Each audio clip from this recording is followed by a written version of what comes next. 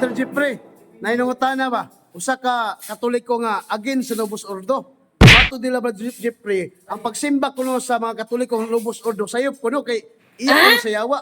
Unsay kasulti Brother Jeffrey?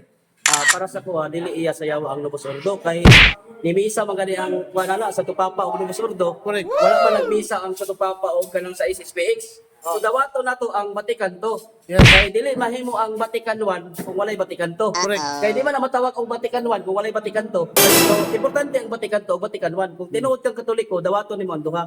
One ug two. Vatican I ug two. Dili ka ingon na isaligkoy nimo ang isa dawato nimo.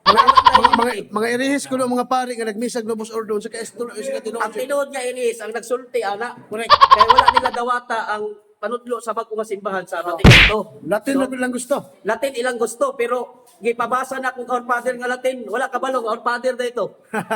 So, Latin ra, pero gitagaan na kung kopya sa Our Father, kung sa man nga Latin, wala ka tuma.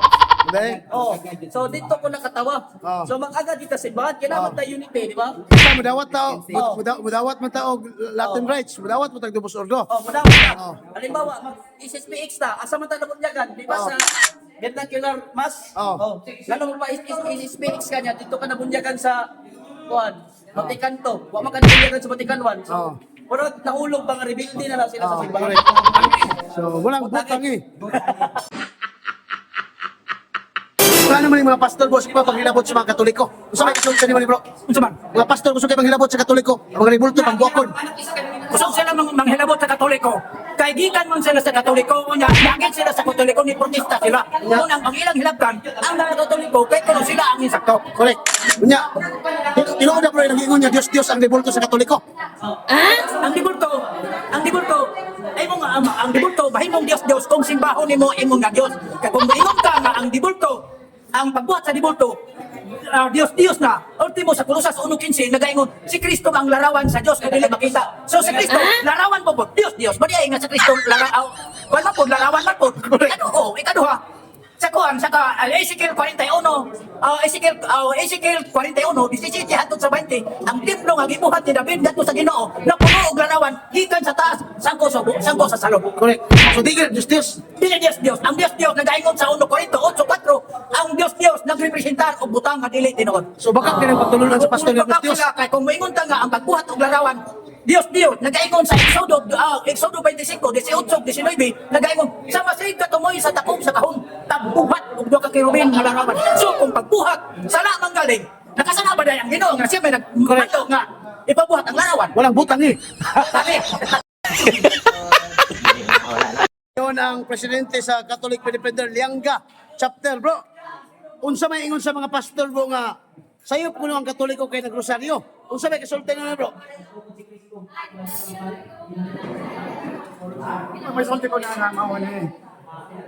Asa man mabasa na kung magrosaryo may magkasala. Mo bitaw si Grosbe, si Mula Lima, si John Calonia, ang tanan mga converted pastor balik na pagkakatoliko kay tungod kay wa nila masanti ang itudlo sa lain pundok. Mao nang diha sa pagrosaryo nato mao dakong kahimanan nato sa pagpadayag iba sa pagtuo nato sa nato. Kung wala pang rosaryo ng Panunggal si Darin Maria, mabitaw diya sa pagtuong Katoliko na kinahanglan ang pag-interpretar nato sa Biblia dili lang sama sa uban ng biya pagkakatoliko nga pasumbre nga ira o mikapolita kundi doon na may 42 kahulad pamulong ng pag-interpretar sa Biblia.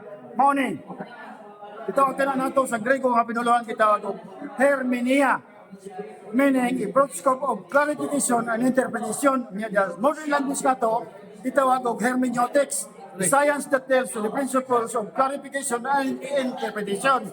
Muna sila, allegory, anthropomorphism, context, deflections, hyperbole, historical, irony, language appearance, literal, metaphor, meiosis, metonymy, parable, parallelism, synecdoche, simile, typical, actual interpretation, angelic interpretation, conjectural interpretation, cross interpretation, Catholic interpretation, Christian interpretation, euphemism interpretation, Jewish interpretation, Messianic interpretation, primitive interpretation, Vulgate interpretation, biblical interpretation, cosmological interpretation, figurative interpretation, midrashic interpretation, Soteriological interpretation, sociological interpretation, typological interpretation, tropological interpretation, anagogical interpretation, Praenistic interpretation, ecclesiastical interpretation, Hellenistic interpretation, Pharisaic interpretation. So sa mga pastor, Buha naman, pasumbingan ron, Usama interpretation. sa ng lektaron.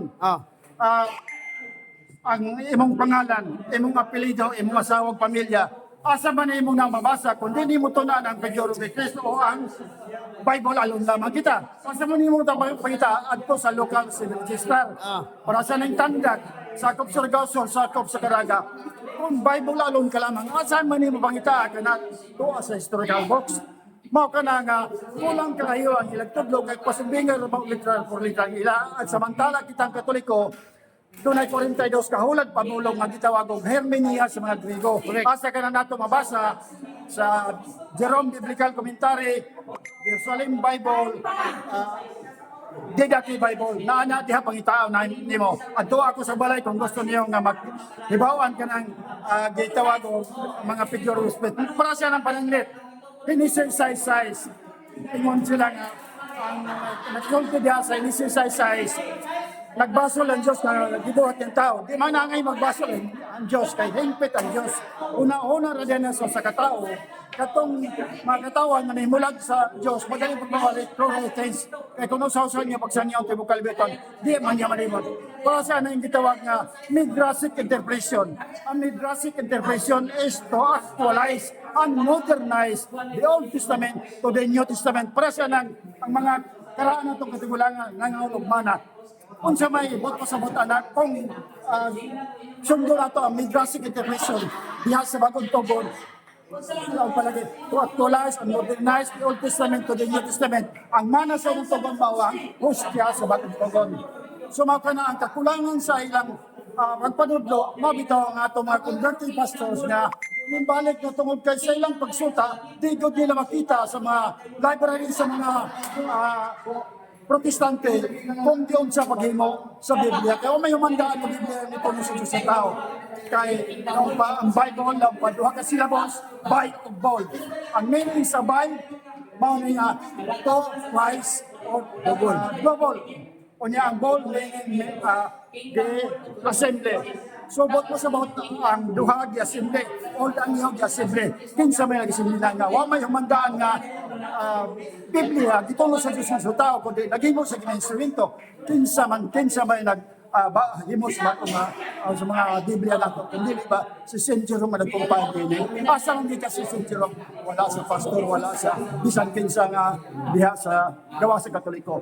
So magana ang kalainan niya, ang katawhan dapat pasabot niya nato pagkayo. Pagpadaon sa atong pagtuong Katoliko, aron sila magasabot sa interpretasyon sa Biblia. Para sa nang gitawag na ikanin ni Maria, turing na bidang po magandili ang turing ampon sa mga Katoliko.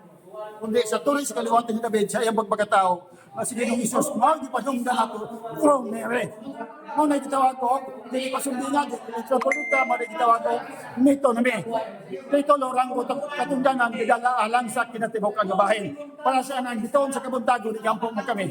Dili ang bitoon gampon sa mga Katoliko, kundi nalangin sa bitoon, nag-imon niyang bitoon, arong mahimong natin iwag, panahon sa kangit, kagabihon, kumbaga, lakaw kita sa dalang mangit-kit, na mao ang Ginoo. Mao nagtawag, dili pasumbingan, dili litra por litra, na mao rin ibawan sa itong teksyon, kundi tawag ko, ang ito mami. Mao na lagi natin ingong ko lagi, tulaan na ito ang Biblia, dili lang sa itong kagalingon nga, panghuna-huna kung dili, musubay ta sa gitudlo sa itong Panginoon Kristo. Kailan pa, may lain na teaching authority, hagihatag sa Diyos at sa matinuan, sunod ini, kung dili, ang magistirong sa itong simbahan. Pinakugdagan, salamat. Salamat. Sa mga ang tuloy katungod mo sang iyo sa pulong sa Ginoo, pare pastor. Sa katubag ni bro. Alang sa kasayuran sa Katilingban, pasabot diha sa Malakias 2 City, niingon nga katungdanan sa mga pari ang pagtudlo sa kaalam mahitungod sa Dios ug adto ang katawhan magpakisayod mahitungod sa kung kabubuton kay sila mao lamang ang gitagag katungod sa Ginoo nga labing kapanan walay pastor Pare yun. pare kayon mo kana ang tinuod. So sayop yun ang pastor bro. Pastor nagpasabot nga pastoratoy. Oo, amen. Muna siya ang tinuod mo ni John. Pare yun, pare. Pari, John. Oh, walang respetuhon yun nilang pare, dila biya yun. Oo, kay ang pari sa wala pa si Kristo gihimugso, doon na yung mga pari. Pari ni Melchizedek. Ang si Melchizedek, maupo ni ang si Kristo laray Laray. sa pari ni Melchizedek. Correct. Ug ang matong mga kaparian karon, mga pari sa laray ni Kristo. Yes. Mao na ang tinuod mo ni John.